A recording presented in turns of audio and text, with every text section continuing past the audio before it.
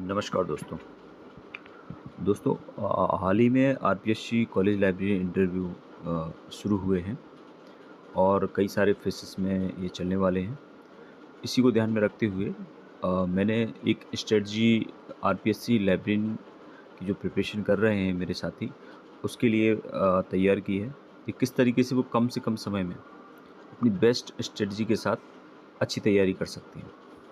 इसमें आपका सारा सिलेबस भी कवर हो जाएगा और साथ ही आपका डिटेल एप्लीकेशन फॉर्म में जो इन्फॉर्मेशन है उससे रिलेटेड जो क्वेश्चंस आते हैं वो भी आपके तैयार हो जाएंगे। साथ ही आपकी जो पर्सनैलिटी से संबंधित चीज़ें हैं, चाहे वो कम्युनिकेशन हो, बॉडी लैंग्वेज हो, ड्रेस हो, तो वो सब बातों का भी महत्व होता है। तो उन सब चीज़ों को लेकर के भी आप प्रिपरेशन कर सकते हो। तो 14 डेज़ सफिशिएंट होते हैं अगर आप अच्छे से तैयारी करते हैं सही रणनीति के साथ। तो दोस्तों देखते हैं किस तरीके से हम ये कर सकते हैं। तो 14 डेज़ योजना, ये जो 14 दिवसीय योजना है आरपीएससी कॉलेज लाइब्रेरी इंटरव्यू की, ये उसके सिलेबस, डेफ, current affairs, ICT, research methodology और रिसेंट इंटरव्यूज़ जो हो रहे हैं और फीडबैक को ध्यान में रखकर तैयार की गई है। डे फर्स्ट, सबसे पहले हम self introduction, educational background, professional experience, strength और वीकनेस। लाइब्रेरी साइंस हम क्यों चुना, क्योंकि ज़्यादातर लोग अलग स्ट्रीम से आते हैं, अलग सब्जेक्ट से आते हैं। जैसे कोई इंजीनियरिंग बैकग्राउंड से आता है, कोई और बीएससी करके आता है, कोई कॉमर्स करके आता है। तो आप क्यों लाइब्रेरी साइंस आपने चुनी? तो ये क्वेश्चन अक्सर इंटरव्यू में पूछा जाता है, तो इसका कैसे आंसर करना है। आप कॉलेज लाइब्रेरियन क्यों बनना चाहते हैं? ये एक बहुत कॉमन क्वेश्चन है। और आपकी स्ट्रेंथ वीकनेस क्या है? आपकी स्ट्रेंथ वीकनेस ऐसी होनी चाहिए जो कॉन्ट्राडिक्ट नहीं करे, और ऐसी वीकनेस बताना चाहिए जिसमें आपका नेगेटिव इम्पैक्ट ना हो। वो भी कहीं न कहीं एक पॉजिटिव आपका, जैसे कि अगर पूछो कि आपकी वीकनेस क्या है, तो आप बता दें कि मैं बहुत ज़्यादा वर्कहोलिक हूँ, काम इतना करता हूँ कि मैं अपने स्वास्थ्य पे ध्यान नहीं दे पाता या फैमिली फ्रेंड्स को टाइम नहीं दे पाता। तो इस तरह की वीकनेस चल जाती है। लेकिन आप कुछ ऐसी वीकनेस बताओगे जो आपके इंटरव्यू में आप ही खिलाफ चली जाएँ, तो वो हमें बचना चाहिए। तो इस तरह की हम सारी डिस्कस करेंगे। पहली, दूसरी जो भी टाइम देंगे, 1-2 क्लास जितनी भी लगेंगी, उसमें हम अच्छे से तैयार कर सकते हैं, इन चीज़ों पे बात कर सकते हैं। डे 2 में आपका जो फाउंडेशन है लाइब्रेरी इन्फॉर्मेशन साइंस से, उससे रिलेटेड जो टॉपिक्स हैं, जैसे कि डाटा इन्फॉर्मेशन, नॉलेज विज़डम क्या होता है, इन्फॉर्मेशन सोसाइटी क्या होती है, नॉलेज सोसाइटी का क्या रोल है, कैसे नॉलेज बेस्ड सोसाइटी बनती है, इन्फॉर्मेशन लिटरेसी का क्या महत्व है लाइब्रेरीज़ में, इन्फॉर्मेशन कम्युनिकेशन साइकिल कौन-कौन सी होती हैं। तो जो मेजर टॉपिक है जहाँ से क्वेश्चंस आते हैं, हम उनको डे 2 में कवर कर सकते हैं। इससे रिलेटेड क्वेश्चन भी प्रैक्टिस कर सकते हैं। Information source and services, day 3 में जो इन्फॉर्मेशन सोर्सेस रहते हैं और उससे प्रमुख सर्विसेज जो लाइब्रेरी में दी जाती हैं, हम उन पे बात कर सकते हैं। जैसे डॉक्यूमेंट्री सोर्स हो गया, नॉन डॉक्यूमेंट्री सोर्स कौन से होते हैं, current awareness service, cash, SDI, selected dissemination of information, reference services. तो इस तरह के जो महत्वपूर्ण जो प्रैक्टिकल सर्विसेज होती हैं जो लाइब्रेरीज में होती हैं, डे 3 उसके लिए, और उस पे भी हम 25 करीब क्वेश्चन मिनिमम बता रहा हूँ, इससे ज़्यादा ही क्वेश्चन करेंगे। इतने क्वेश्चन हम इस पे डिस्कस कर सकते हैं। डे 4 में आप क्लासिफिकेशन कर सकते हैं, क्लासिफिकेशन से रिलेटेड स्कीम, जैसे David decimal classification, universal decimal classification, colon classification, PMST analyse, personality, meta energy, space time, facet analysis. ये सारे टॉपिक्स क्लासिफिकेशन जो महत्वपूर्ण है, उन पे हम क्वेश्चंस देख सकते हैं कैसे बनते हैं, कहाँ से क्वेश्चन उठते हैं। फैक्ट बेस्ड क्वेश्चन हैं, चाहे एनालिटिकल क्वेश्चन हैं, चाहे और भी टाइप के जो क्वेश्चंस आते हैं, तो वो हम इस पे अच्छे से कर सकते हैं डे 4 में। और डे 5 में क्लासिफिकेशन का पार्ट 2, कैनन्स हो गए, प्रिंसिपल्स हो गए, आपके हॉस्पिटलिटी प्रिंसिपल्स हो गए, न्यूमोनिक्स नोटेशन। तो आपका क्लासिफिकेशन थोड़ा बॉर्डर टॉपिक है, तो इसमें 2 क्लासेस 3 क्लासेस लग सकती हैं। Day 6, cataloguing. कैटलॉगिंग में जो महत्वपूर्ण स्कीम्स हैं, Anglo American cataloguing rules, resource descriptions, RDA, FRBI, function record of bibliography required, ISB, international standard bibliographic description, common communication format. जो इस तरह के प्रमुख जो लेटेस्ट जो अभी चीज़ें चल रही हैं कैटलॉगिंग में, तो हम इस पे अच्छे से, जो क्वेश्चंस आजकल इसके बहुत क्वेश्चन बन रहे हैं, तो इस पे बढ़िया तरीके से हम डिस्कस कर सकते हैं, एनालाइज करेंगे। और इसके जितने भी क्वेश्चंस पॉसिबल हैं हर तरीके के, वो सारे क्वेश्चन देखेंगे। इसके अलावा डे 7 डे 7 में जो अभी जो टेक्नोलॉजी जो न्यू टर्म्स चलते हैं, जैसे मेटा डेटा हो गया, मार्क तो पुराना हो गया, इन्फॉर्मेशन रिट्राइवल जो सिस्टम्स रहते हैं और टेक्निक्स रहती हैं, तो हम डे 7 में इनको करेंगे, जिसमें से मेटा डेटा, डबलिन को, मार्क 21, Z3150, रिकॉल प्रिसीजन, तो इनसे रिलेटेड टॉपिक करेंगे। डे 8 में इंडेक्सिंग एब्स्ट्रैक्टिंग को समझेंगे, जिसमें प्रमुख जो इंडेक्सिंग्स होती हैं, जैसे चेन इंडेक्सिंग, रंगनाथन की, प्रिसिक्स हो गया, डेरिक ऑस्टिन की, पॉप्सी जी भट्टाचार्य, क्वैक, keyword in context, keyword out of context, तो इस तरह के जो इम्पोर्टेंट इंडेक्सिंग है सिस्टम्स हैं, उनको डिस्कस करेंगे। मैनेजमेंट थ्योरी, ये काफ़ी महत्वपूर्ण टॉपिक है मैनेजमेंट, क्योंकि इससे ज़्यादातर सिचुएशनल क्वेश्चन पूछे जाते हैं। इसमें प्रमुख जो प्रोफाउंडर्स हैं, बहुत सारे अलग अलग जो स्कूल्स ऑफ थॉट हैं मैनेजमेंट के, चाहे वो ट्रेडिशनल थॉट्स हों या न्यू मैनेजमेंट थ्योरीज हों, मॉडर्न मैनेजमेंट थ्योरीज हों, तो उन सब के प्रोफाउंडर्स की दी गई थ्योरीज़ को पढ़ेंगे। पोस्ट ग्राफ क्या होता है, 14 प्रिंसिपल फ्यूल क्या होता है, लीडरशिप थ्योरी कौन कौन सी होती है, जैसे पाथवर्क थ्योरी हो गया, situational theory, motivation, Herzberg theory, X and Y theory, इस तरह की कई फेमस थ्योरीज हैं। तो उनको हम डिस्कस करेंगे कि इसका किस तरीके से हम प्रैक्टिकल उसको यूज करके हम अच्छे से लाइब्रेरीज में हम एडमिनिस्ट्रेशन डिसीजन ले सकते हैं और मैनेजमेंशियल डिसीजन ले सकते हैं, साथ ही जो सिचुएशंस आती हैं हम उनको हैंडल कर सकते हैं। तो ये काफ़ी महत्वपूर्ण टॉपिक है दोस्तों ये वाला। तो इसमें सारे जो क्वेश्चन सिचुएशन बेस्ड बन सकते हैं वो हम करेंगे। लाइब्रेरी मैनेजमेंट और मॉडर्न कंसेप्ट्स के कुछ होते हैं, जैसे बजटिंग, स्वेट, PERT, strength weakness, opportunity, threats, PERT, programme evolution review techniques, critical path method, total quality management information system, management by objective, ये सारे जो कॉन्सेप्ट हैं क्या होते हैं, सीधे सीधे टर्म ही पूछ लिया जाता है कि MBO क्या है, MIS क्या है, TQM क्या है, तो इससे संबंधित क्वेश्चन करेंगे।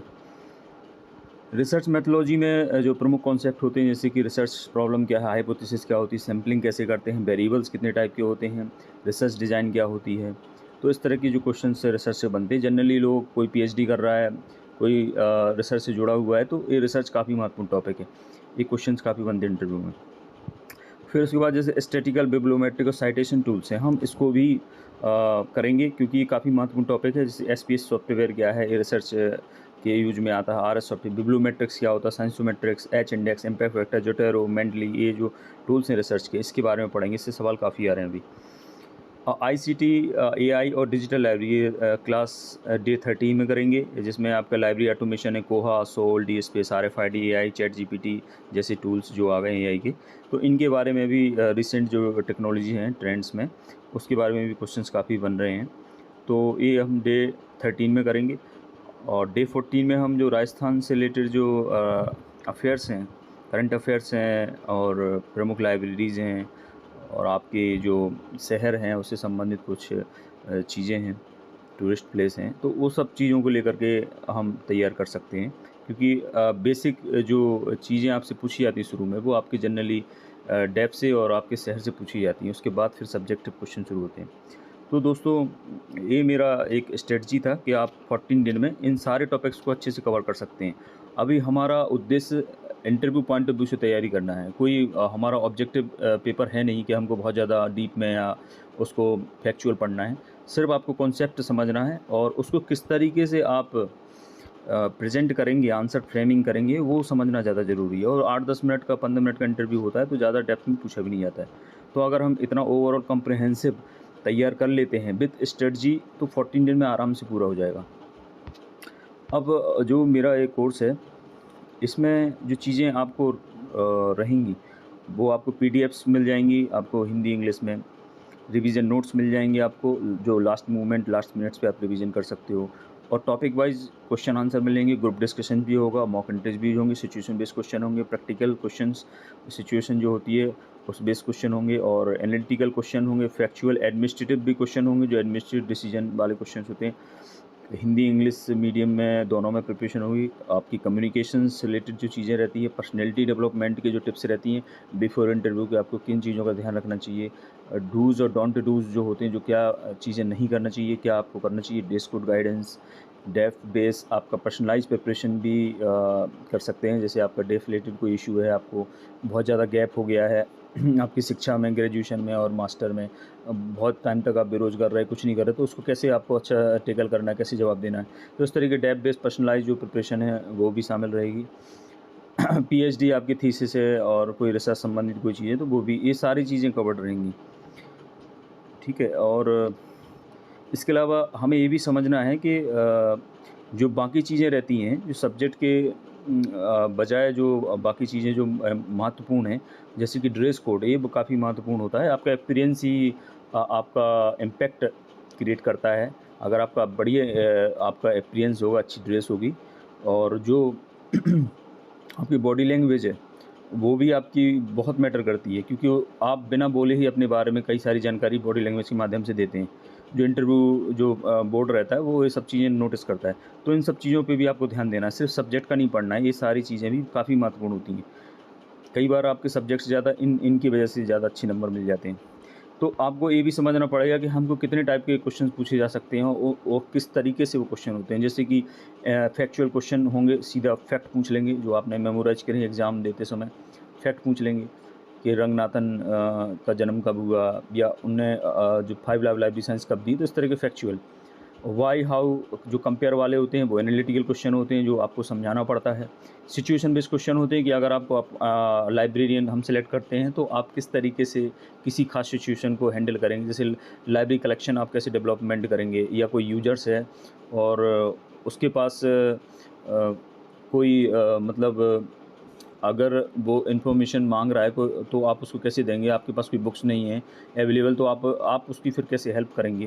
तो इस तरीके जो सिचुएशन बेस्ड क्वेश्चन होते हैं तो वो पूछे जाते हैं। फिर प्रैक्टिकल क्वेश्चंस होते हैं कि आप जैसे आपका स्टाफ है, लाइब्रेरी स्टाफ है, तो आप लाइब्रेरी स्टाफ के बीच में अगर मतभेद है, कोई कॉन्फ्लिक्ट है, तो आप उसको किस तरीके से रिजॉल्व करेंगे। तो इस तरीके प्रैक्टिकल क्वेश्चन होते हैं कि जो चीज़ें नॉर्मली होती हैं संस्थाओं में।